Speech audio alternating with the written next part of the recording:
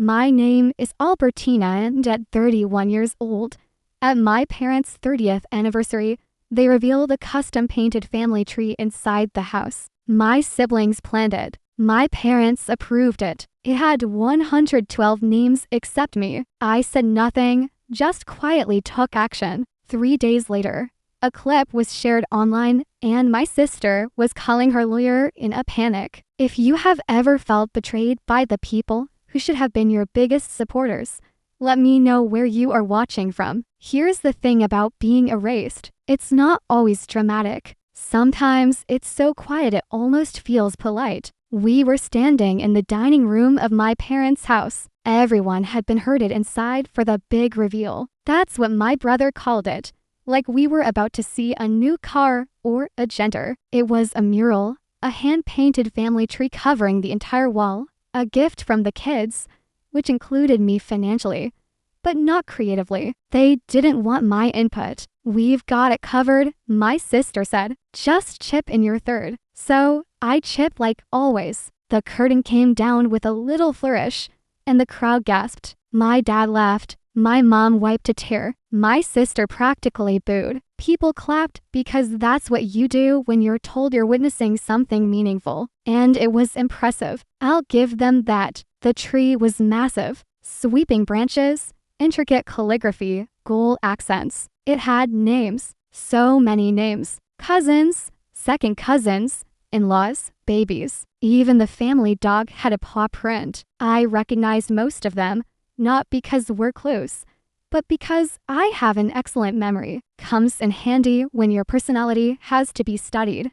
rehearsed, and constantly re-edited just to be tolerated. I smelled, clapped along, no red flags yet. I stepped closer, scanning the branches out of vague curiosity. I found my older sister right away. Big, bold lettering complete with portraits of her twins and husband. My younger brother's name was on the other side under a proud little scroll. The red regional sales manager. He sells appliances. You'd think he'd invented electricity. I looked for my name next. It wasn't there, no panic. It was a big tree. Maybe I was tucked somewhere further down. Or maybe the artist used full legal names and skipped my nickname. I scanned again methodically, this time left to right. Bottom dip, still nothing. I checked the spouse clusters just in case. Nope, I'm not married. But neither is my cousin Emily, and she got her own leaf complete with a tiny watercolor of her rescue cat. I looked at every name, all 112 of them. Every single person in that room was on that wall except me. For a moment, I thought maybe I'd simply gone temporarily blind or was dreaming or both. I stared at the mural hard, like maybe I could squint myself into existence. Nothing. The first thing I felt wasn't rage or even sadness. It was embarrassment, that creeping heat under your skin that makes you feel both invisible and exposed, like your zipper's down and someone's live streaming it. I didn't cry. I didn't ask questions. I just walked calmly to the bathroom and locked the door. It wasn't about needing privacy. I just needed a few uninterrupted minutes to believe what had actually happened. I sat on the closed toilet, stared at the floor tiles, and let my brain do what it does best, sort data. And the facts were simple. I helped pay for a mural that included over 100 people, a mural that was approved by my siblings and by my parents. And in that entire process, weeks, maybe months of planning, no one thought to include me, or they did think of it and decided not to. That's the part that got me, the intentionality of it. It wasn't an oversight. Oversights don't survive for drafts. A deposit, and a wall. After a while, I realized I'd been sitting there for close to half an hour. No one had knocked. No one had texted. No one had even noticed I was gone. I splashed some water on my face, tried it carefully, reapplied lip balm, smoothed my hair. When I opened the door and walked back into the dining room, the mural was still the star of the show. People were taking selfies in front of it now, pointing out their names like they had won something. My mother was near the drinks table. I walked over, smiling like nothing had happened. "Hey," I said casually. She turned cheerful. "Yes, sweetie. Don't you think something's missing from the mural?" She looked confused. Missing someone, I said, still smiling. Who, me? Her expression didn't change much. Just a blink, a half-second pause. Oh, that, she said, straightening a stack of napkins. Well, we just didn't think you'd want to be on it. You know, you're not really into this sort of thing. Legacy, I said. You know what I mean? From behind her, my dad snorted. We figured you'd call it sentimental nonsense and roll your eyes. I nodded just once, and that was it. They knew they'd seen the final version. They'd approved it, and they were okay with it. Comfortable even. So, I said nothing else. Just turned, walked to the front door, and left. No one stopped me. No one followed. I got in my car, started the engine, and drove. Not home, not yet. I had things to do. Quiet things, careful ones, and a very well-organized folder I hadn't opened in a long time. I said nothing that night. But 3 days later, they'd see my name somewhere they weren't expecting, and this time, they wouldn't be able to erase it. I'm autistic. I didn't always know the word for it, but I always knew I was something people didn't want. I used to think of it like I was a broken appliance. I look normal from the outside, but something inside didn't work the way it was supposed to. I wasn't sure what part exactly, just that it kept making people look at me like I'd said the wrong thing, or laugh when I wasn't joking, or go quiet like I'd ruined something invisible. So, I spent most of my life pretending I wasn't autistic long before I even knew the word existed. My whole childhood was basically one long experiment in how to pass for someone who belonged. I grew up in a big extended family, loud, busy, performative people who love surprise parties and family games and group singing. All things I quietly dreaded and tried very hard not to show it. We had cousins, like most people, have houseplants, too many to name, all crowding into one room. It should have felt like a community. It didn't. From the time I was 5, I knew I was the wrong kind of different, and the message came loudest from inside my own house. One of my earliest memories was telling my aunt that her new haircut looked uneven. I thought I was being helpful. She'd asked what I thought, and I told her directly, like I was taught to. I didn't think much of it until my mom pulled me aside and told me I was rude, embarrassing, and ungrateful. Then my dad chimed in about how I needed to learn tact or I'd never have friends. I was grounded for 2 weeks over a haircut. When my brother told the same and she looked like a pink sheepdog 6 months later, everyone laughed. That was the theme. My siblings, Jake and Elise, were the golden kids. Social, expressive, always on. Elise, in particular, could say or do just about anything and be seen as charming. When I copied her exact phrasing in a group conversation once, I got a weird look and was told I was trying too hard, which I was, but not the way they thought. I was trying to figure out how to exist around them without being corrected, laughed at, or ignored. Jake used to bark at me like a dog when I walked into a room just to see if I'd flinch. Elise would mimic my voice in a high-pitched whine, saying things like, technically, it's not accurate to say that, because I used to correct them when they said things that weren't true. You know, like a regular kid who cared about facts. My parents saw it. They laughed too. You have to admit, Albertina, you do sound like that. What I never heard was, hey, stop mocking your sister. So, I started trying to fix myself. I didn't do it because I enjoyed reading or wanted to be better at networking. I did it because I was desperate. I had entire shelves of books on communication, social skills, buddy language, titles like How to Talk to Anyone, and social rules for kids. I didn't read them like books. I studied them like I was training for a test. Eye contact, 3 seconds, then look away. Smile when greeting, not occasionally. Ask questions. Don't talk too much. Don't interrupt. Don't correct. I practiced in the mirror. I recorded myself to hear if I sounded weird. I watched other people and took mental notes. And still, at every family gathering, I was the one off to the side. Too quiet, too intense, not fun enough. I'd sit at the kids' table even when I was 16, because no one made room for me at the adults' table and no one asked me to join in anything else. When I did try, when I smiled and joined conversations and mimicked the right tone, they'd ask, "Why are you acting like that?" I was stuck. If I was myself, I was a problem. If I masked, I was weird. Either way, I lost. In school, I excelled. Not socially, but academically. Science made sense. Programming made sense. Cells and logic and algorithms didn't care if I made the wrong face. They just worked or they didn't. I got a full ride to university for biology and computer science, earned my PhD, started lecturing part-time and working in research. I now make more money than anyone else in my family. But no one brings that up except when it's time to plan a big family gift. Then it's always, "Can you chip in a little more? You're doing so well." And I always did because I thought maybe this time it'll count for something. I first started suspecting I might be autistic when I was 25. I was reading a forum about social burnout in women and I saw post after post that felt like someone had stolen my inner monologue.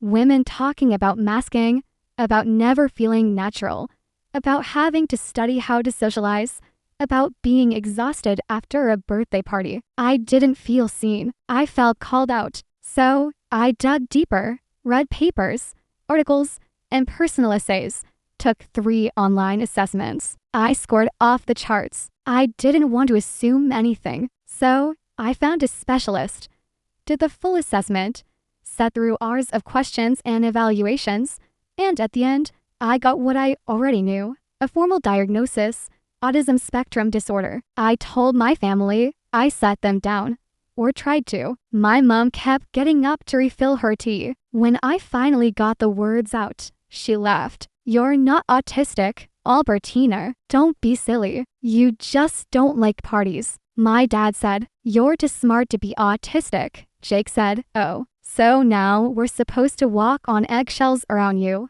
Elise just smiled and said, "You've always liked labels."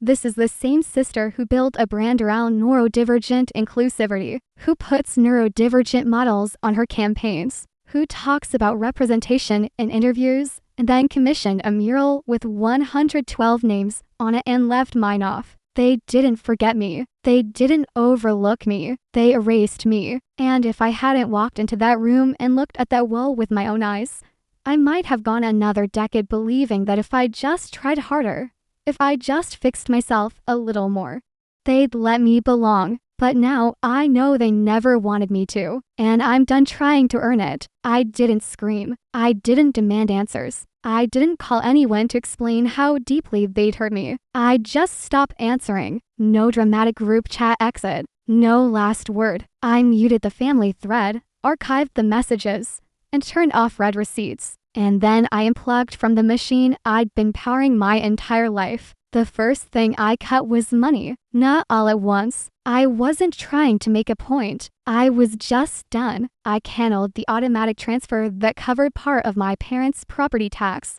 the one they never acknowledged, but clearly depended on. I withdrew my contribution to our shared family events fund, which had started out as a group thing, but slowly became Albertina covers what we forgot. I declined the Venmo request from Elise for the floral arrangements she'd already ordered on our behalf. I stopped paying for people who didn't think I belonged to them. No one noticed for the first week. I watched quietly as the group chat buzzed with filtered party pics and post-Steven praise. Then someone brought up the missing birthday deposit for our cousin Lily's daughter. Jake, did anyone cover Albertina's part? It bounced. Elise, pretty sure she just forgot. Can one of you follow up with her? She might be overwhelmed again. Overwhelmed. That was their favorite word for me. Not autistic, not excluded, not betrayed, just overwhelmed. As if I had tripped over my own shadow again. A few days later, Elise sent me a voice note. I listened to it once, then again, just to confirm I hadn't imagined the tone. "Hey, so I know things have been a little weird, but I just wanted to check in. We really missed you after the party. And I know you've been sensitive lately. But you know we love you, right? Like, obviously you're important to the family. Anyway, let me know if you're okay. Also, if you could send your third for Lily's gift today, that would be amazing. No pressure. I didn't respond. The next morning, I woke up to a forwarded invoice and a passive-aggressive, just circling back email from Elise's assistant. I deleted it. Then came the guild parade. My mom left a voicemail where she was clearly trying to sound calm, but had that sing-gong panic voice she always used when things were falling apart. Albertina, sweetheart, I don't know what's going on, but this isn't like you. You've always been so generous and dependable. I know the mural was complicated, but we were just trying to do something special. We didn't mean to upset you. Please don't let this ruin the whole family dynamic. The whole family dynamic. That's what she called it. Not what they did, just my reaction to it. They didn't get it because they didn't want to. They painted me out, laughed in my face when I brought it up, and now they were confused. I didn't want to keep being their silent donor. I wasn't angry. Not anymore. I was just not available. I had energy again. The kind that shows up when you stop pouring your worth into people who only see you as a resource. And around the same time, I got an email from a conference organizer. A keynote speaker had dropped out last minute from a neurodivergence and mental health summit. Someone had seen a blog post I'd written months ago about high-masking autistic women in academia. They asked if I'd be willing to speak. At first, I almost deleted it. I'm not a public speaker, not by nature. But then I thought, maybe that's the point. So, I said yes. I spent a week writing the talk, not rehearsing it, just writing it honestly. I opened with a story about a girl who always brought the extra cupcakes to the party, paid for the pizza, picked up the slack, took on the planning, always helpful, always just outside the circle. I told them how she once read 13 books on social skills before the age of 12, hoping they would teach her how to stop making people uncomfortable. I told them how she got a PhD, but a house, gave generously, smiled politely, never made waves, just chipped in again and again, quietly, reliably, invisibly, until one day she helped pay for a mural, a family tree. It had 112 names. Hers wasn't one of them. The talk was live streamed. I didn't think much of it. I went home, made tea, and graded papers. But by morning, the clip had over 60,000 views. People shared it with captions like, "This hit harder than I expected," and "the cruelty of quiet exclusion." You can't call yourself inclusive if you erase your own sibling. The comments started flooding in, some from strangers. Some weren't. One person wrote, "Isn't this about that fashion designer who always posts about neurodivergence?" Another replied, "Didn't her sister pay for that mural too?" I remember the photos. I didn't say a word, but I didn't have to. And then something happened I didn't expect. They sued me. I should have seen it coming. But somehow I didn't. Not because I didn't understand who I was dealing with. I did. I just thought maybe even they wouldn't be that stupid or that petty or that delusional. But no, they were exactly that. The envelope came via courier. A man in a suit handed it to me like I was being served in a thriller. I half expected him to say, "You've been warned." Inside a lawsuit filed by my sister's company for reputational damages against me as I told the truth, and it went viral. Because apparently publicly excluding your autistic sibling is fine until the public notices. Her brand had already started bleeding by then. It started with a few quiet comments online. Then people began reposting clips from the conference, my talk, with quotes like, "She paid for the mural." Her name wasn't even on it. Funny how some inclusive brands only include people who make them look good. 112 names, not hers. People asked questions. And when you build your entire business on the aesthetic of inclusivity, questions like that are poison. Partnerships went silent. A model backed out. An influencer canceled a collab and posted a cryptic story that everyone knew was about Elise. Suddenly, The sister who always claimed to stand for neurodivergence was being asked why she couldn't even stand next to it. And so, she decided to sue me for creating a misleading narrative for implied defamation for orchestrating a targeted reputational attack. She also threw in emotional distress, which I found kind of adorable. I mean, me orchestrating a reputational attack. Please, I can barely organize a spice rack without taking breaks. I hired a lawyer, a good one. She asked me, "Did you name her in the talk?" "Nope."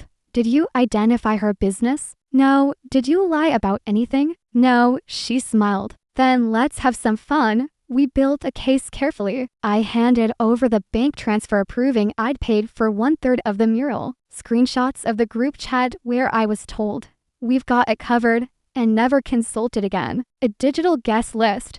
112 people, every one of them on the wall except me. A high-res photo of the mural itself with names labeled celebrated. And the kicker, an email from Elise's assistant. We left Albertine off. Elise thought it would be simpler. Simpler like cutting out a tumor. The trial wasn't long. Elise showed up looking like she was auditioning for the role of wronged woman. Corporate edition. Bitch power suit. No makeup. No eye contact. My parents sat behind her, both wearing their "we don't understand what's happening, but we support our daughter" faces. It was weird to see them in a courtroom. They didn't look comfortable. Maybe because there were rules there or consequences. My lawyer asked me to walk through the story, so I did. I explained how I contributed financially, how I wasn't included in the planning, how I wasn't on the tree, how my sister built a brand off the very identity she erased from her own family. I spoke clearly, calmly. I'd practiced. I didn't look at Elise. I didn't need to. The mural photo went up on a screen. The judge squinted. "Who's Biscuit?" "Our family dog," I said. "Deceased?" "Yes. Died in 2020. The judge looked back at me. "But included?" "Yes." He looked down at his notes, then back at the image. "Your name isn't there." "No." I said it's not. I could feel the air shift in the room. There's something about seeing it printed. Not metaphorical, not exaggerated, not emotional, just fact. A wall of 112 names. Mine missing. A dead dog made the tree. I didn't. Elisa's lawyer tried to claim the mural was symbolic, not meant to represent every member of the family.